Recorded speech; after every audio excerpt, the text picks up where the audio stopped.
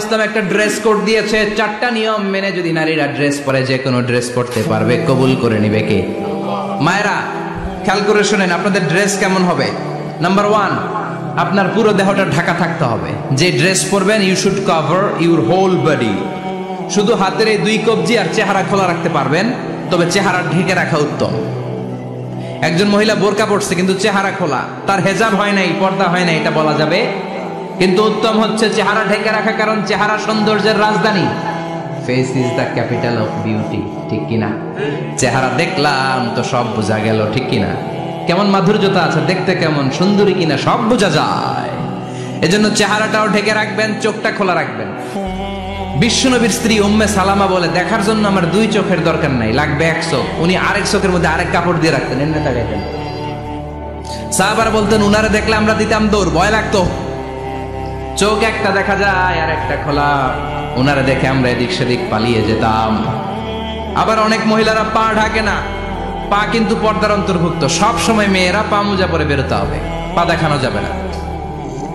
হাদিসে এসেছে শুধু হাত এতটুকু, পা কিন্তু পর্দার অন্তর্ভুক্ত। উম্মে সালামা বললেন, ইয়া রাসূলুল্লাহ, আমরা তো হাঁটতে গেলে অনেক সময় পা দেখা যায়। বিষ্ণু বললেন, তাই?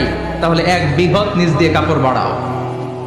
উম্মে সালামা বললেন, জোরে হাঁটলে তো তারপরও দেখা যাবে। বিষ্ণু বললেন, 1 হাত বাড়াও, ধুলাবালি সহ টানবা, তারপরও পায়ের 1 ইঞ্চি দেখানো যাবে।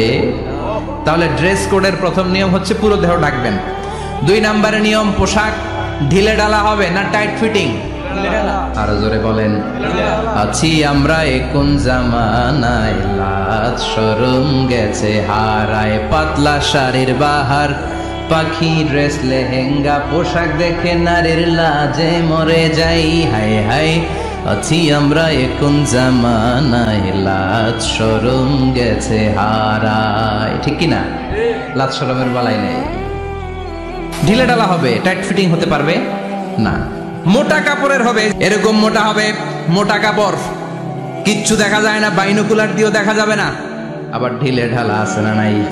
আমরা পুরুষরা যে এটা পরি, এটা দিয়ে 3 মহিলার কাপড় হয়, ঠিক কিনা? কাপড় পরতে চায় না তারা, ওদের পোশাক আমরা নিয়ে নিচ্ছি। তার মানে ঢিলে ঢালা হবে, মোটা কাপড়ের হবে, টাইট ফিটিং হতে পারবে। আবার পুরুষদের পোশাক হতে পারবে। এই 4টা নিয়ম মেনে যে যেই ধরনের পোশাক পরেন, চাদর পরেন সমস্যা নাই, শাড়ি পরেন সমস্যা নাই, ব্লাউজ পরলে ফুল হাতা পরবেন সমস্যা নাই, মেক্সি পরলেও সমস্যা নাই, বোরকা পরলেও সমস্যা নাই, কিন্তু পোশাকটা শালীন পোশাক হতে হবে। কি পোশাক? সবাই বলেন, শালীন পোশাক। পুরুষদের পোশাক পরা যাবে না, কারণ বিশ্বনবী লানত করেছেন ওই নারীদেরকে, যেই নারীরা পুরুষদের মতো সাজতে চায়। এরকম আছে না নাই? দেখলে বোঝা যায় না কোনটা ছেলে কোনটা মেয়ে, আছে না নাই? এক লোক, একটা গল্প শোনায় আপনাদের। এক লোক এক বাগানে গিয়েছে, যে দেখে বাগানে কিছু ছেলে মেয়ে খেলাধুলা করে, কিন্তু ছেলে মেয়েদের পোশাক দেখে বোঝার উপায় নাই কোনটা ছেলে কোনটা মেয়ে। শুনতেছেন?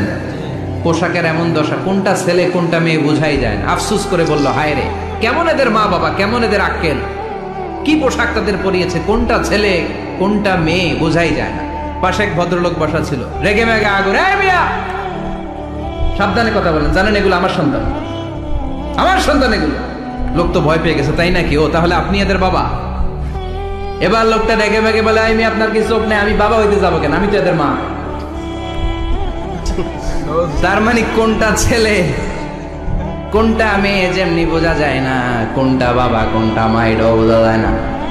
এরকম আছে না নাই? ছেলেরা পরবে ছেলেদের পোশাক, মেয়েরা পরবে মেয়েদের পোশাক। চিল্লায় বলেন ঠিক কিনা?